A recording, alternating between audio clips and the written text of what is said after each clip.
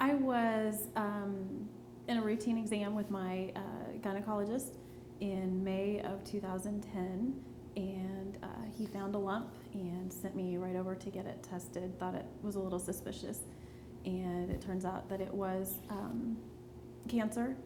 And so I got, about 3 weeks later, I had surgery to have the lump removed and started chemo about 3 weeks after that. And when chemo, I had 4 rounds of chemo, and when that was done, I started 6 weeks of radiation.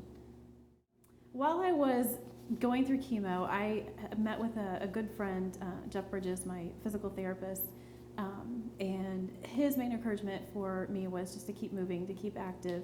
And so we were working out 2 or 3 times a week, and just trying to beat the fatigue and the physical part of chemo that drains you.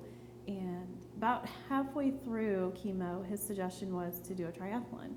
And I laughed in his face and did so for quite a while. Eventually, he did convince me that it was something to shoot for.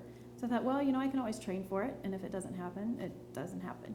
It's not like it hasn't been a tough year already. So I trained for it and actually did the triathlon in May of 2011.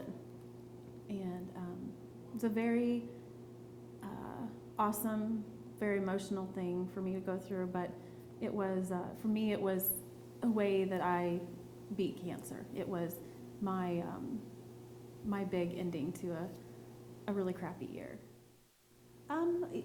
For cancer, I would say for those of them, people that are going through cancer, regardless of what type it is, to find something that keeps you moving. I think emotionally and physically, but also mentally, I can't begin to describe what training for triathlon meant to me and what it did for me. Not that everybody has to go do a triathlon, but just to have something, an end goal to get them through those times would be something I think you just have to do.